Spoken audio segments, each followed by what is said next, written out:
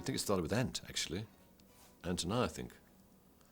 I'm sure it did, playing 12-string stuff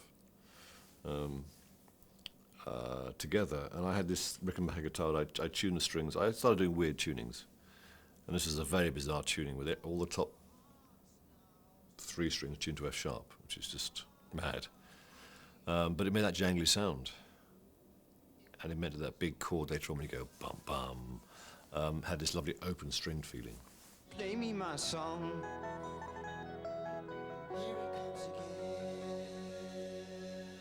The first thing I noticed was that no one was actually making the sound of a musical box, and I thought, God, you know, here's an opportunity for me. So I did this thing, recorded at half speed, which was a little guitar lick going. And so that was, you know, my chance to be the Sugar Plum Fairy, perhaps. Mike started off with the first dring, ding, dring, dring, dring, and you know, I was a big fan of The Who too, and I really wanted to try and persuade Mike to find something, you know, like a little Townsend arm-waving, you know, ballsy attacking section that we could add in there. And I think I was pushing very hard for that, and it was in the rooms in West Hampstead on the 28 bus route. And it was, I think, exciting when that sort of first came to gel as a piece. And I think my head at the time also was in this Victoriana world, which I pictured around the house my dad had grown up in. And so this sort of controlled English mental landscape under which festered, you know, violence and sex was the sort of flavor that I was trying to bring in to the lyrics and vocals. And I want, and I feel, and I know, and I touch.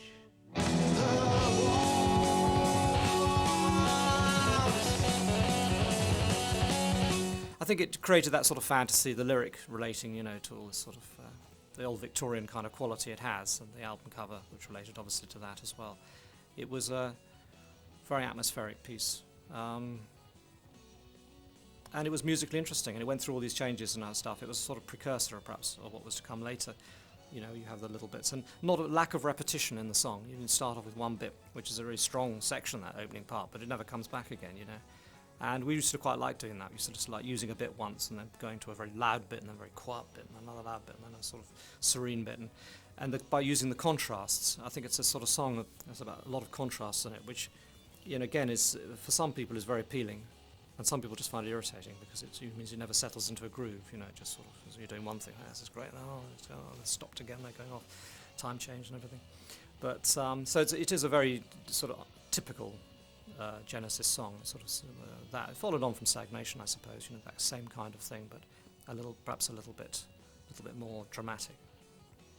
I never saw Family, the group Family, but there was a thing that they used to do called the Weaver, I think, which was a ding digga ding digga ding digga digga digga ding, you know, kind of a rolling thing, and I had a pretty good foot, you know, so I could do ding digga ding, bum dida bum dida bum dida bum, and they kind of liked that, and so I put that with their rhythm, and suddenly we was like, well, hey, we're off. You know. But I think the real strength of the song comes towards the end, really. This little sort of a bit that starts, She's a Lady, and then the organ comes in playing this little sort of fugue type thing, which I originally saw as instrumental, I have to say. I thought, this is really good, you know, and then it did it, and then Pete suddenly, we were doing the vocals, and I said, oh, so he's finished now, you know, and then suddenly he started singing on this bit, and I thought, shit, he's singing all over my bit.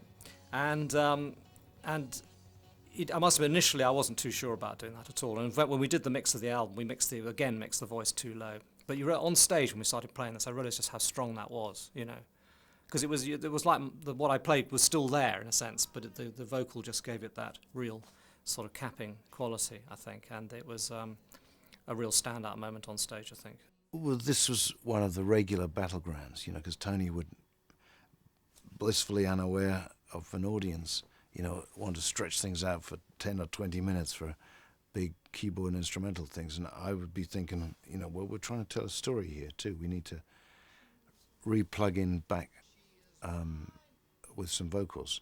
So I think there were a lot of arguments about those type of issues, and probably more in latter days too, in sort of Supper's Ready and like Apocalypse and 9/8 and some of the Lamb, because I just felt some of the keyboard solos were just going to were too long and going to lose people. So, and it was an important part, because once you didn't want all the up moments to be instrumental only and all the down moments to be the vocal bits. I certainly didn't.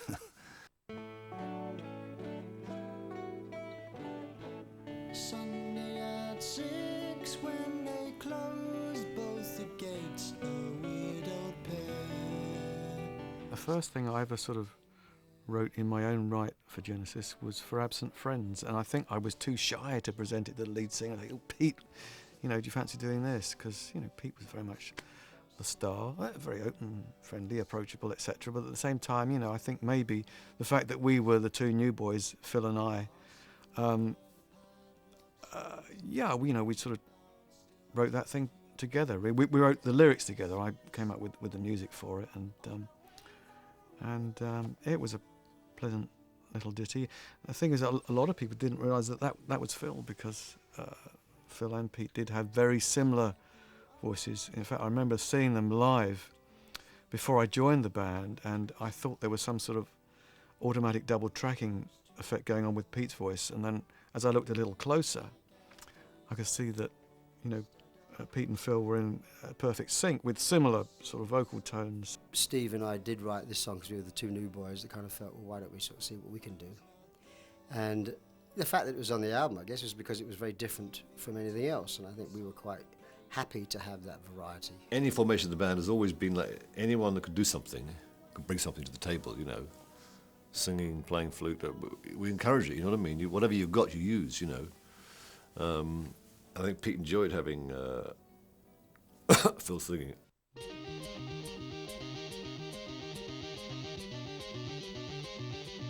I'd come up with this idea of this guitar technique which was tapping. It was a 71. And it meant that you could play like a keyboard player by using the fretboard like a keyboard.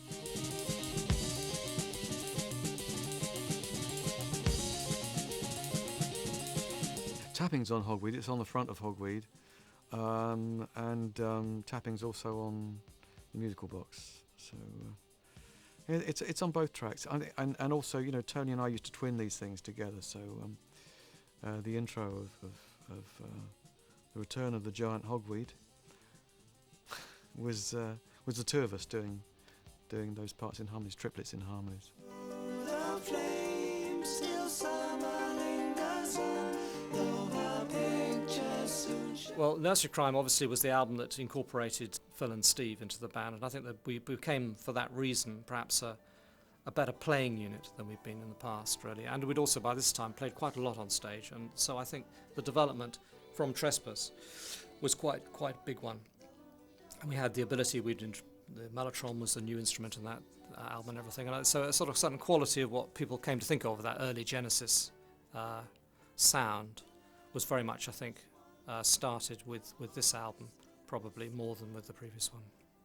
I was thrilled with it, I mean, the rough edges at that time I refused to hear. I just wanted to sort of bask in the glory of the fact that, I'd done an album with what was destined to become a great band, and occasionally the sound was wonderful. It was a real great 5-piece working unit, I mean, we all got together for the meetings with the cover, we all got together. We were there all the time for the mixing. Pretty much we were all involved in the writing, apart from the lyrics. Certain songs would have pairs going off to write lyrics.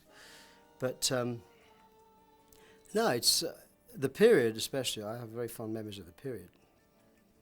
A step into the shade, if you like. There's more sort of sun shining in Trespass, more sort of folky fields and outside stuff, and we've gone indoors, a Nursery Cryme. I think it's a good example of how we're moving on. It's got some nice stuff and some okay stuff, I think, at Nursery Cryme. Thought the cover was good. I like the cover. Actually, quite a strong image of the little girl on the croquet lawn and the head, I think. And we were starting to create an atmosphere about the band. You know what I mean? Quite as perception, quite slightly quirky. People seeing this artwork, hearing the songs, Pete's performance. I felt we're starting to sort of become something that was a little unique in the music business in England, and that was a good thing, I think.